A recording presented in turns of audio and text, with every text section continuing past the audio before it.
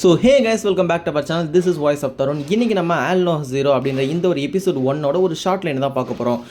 நம்ம எப்படி உலகத்தில் மனுஷங்கள்லாம் வாழ்கிறோமோ அதே மாதிரி மார்ஸ்லேயும் மனிதர்கள்லாம் வாழ்கிறாங்க. அவங்க வந்து டெக்னாலஜியில் அதிகமாகவே இருக்காங்க.